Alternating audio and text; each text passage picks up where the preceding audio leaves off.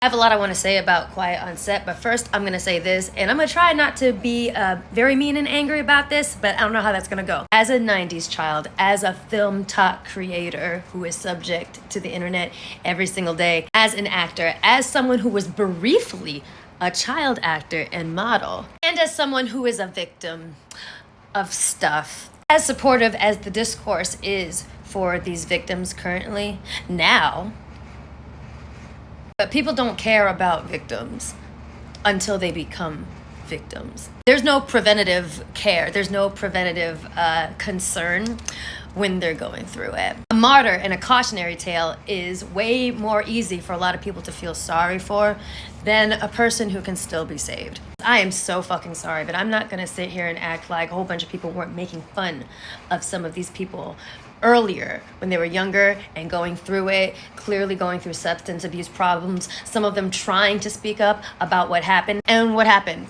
They were made fun of. I'm sorry, I as a victim, I don't want to just breeze the fuck past that. I don't even want it to be as simple as, oh, we should have listened to so-and-so. And again, I'm going to say a word that I've been sick and tired of having to fucking say.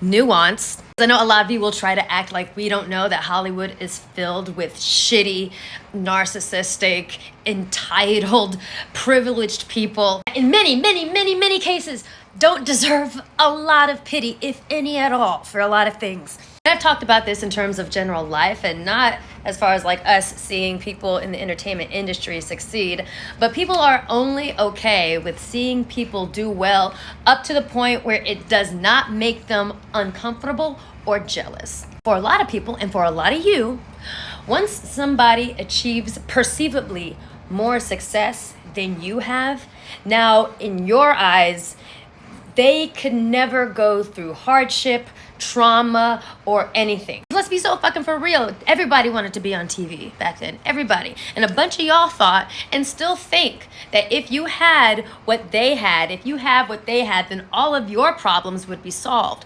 Someone gets enough fame or success, a bunch of y'all just cease to treat them as people. Because now they're your plaything too. You get to make fun of them. You get to shame them with no consequence. And social media has made that even easier. Then when that is addressed, what is the response? Well, that's what you get for being a public figure. That's what you get for being famous. I'm at the lowest tier of fame. And I remember I either tweeted or put on threads, I'm like, hey, I really don't like when you guys pick apart my appearance, talk about, you know, me looking ugly without makeup and this and that. You know what that prompted somebody to say? They said, this is why no one cares when people like you, famous people like you, OD in a hotel and unalive themselves. You spoiled this and that. It's so funny to me because I actually did try to OD in my bedroom and unalive myself. The worst times of my life when I was being actively abused or, you know, just reaping the benefits of having PTSD from that trauma.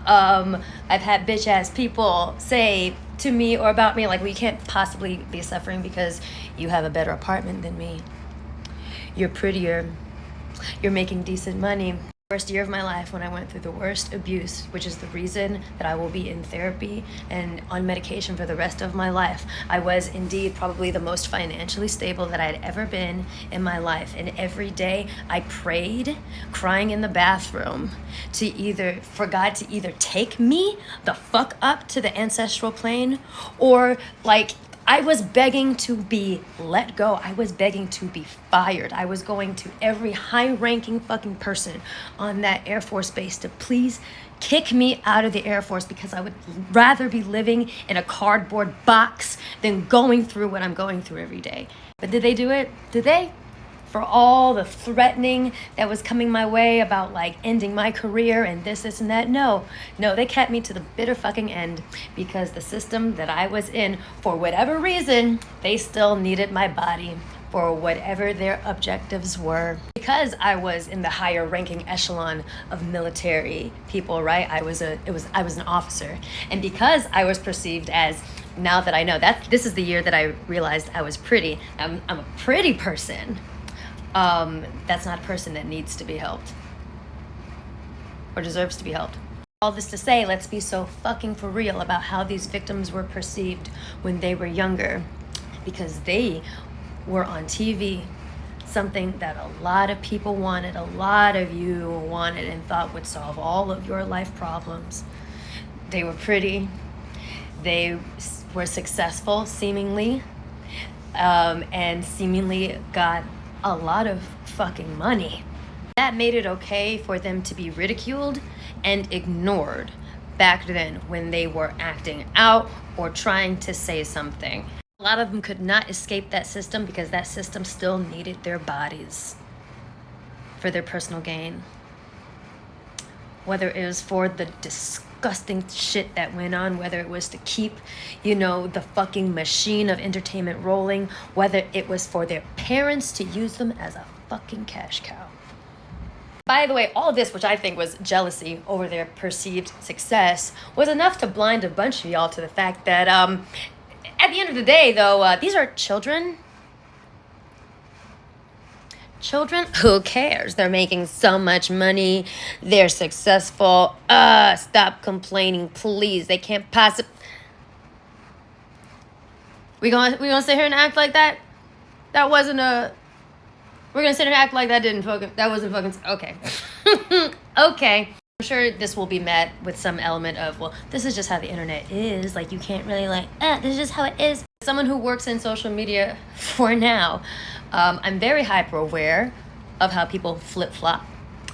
And as a victim, I am very hyper aware of how people flip-flop on you as it pertains to your situation. You will get more support and sympathy if you survive what you're going through very often than when you are going through it and are probably crying out for help.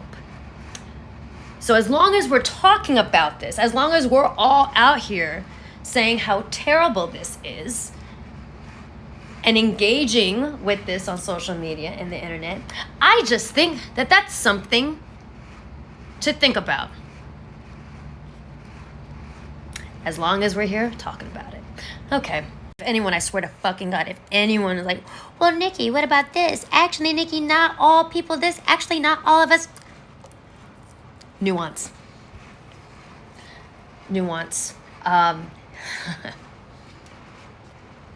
Fucking spare me.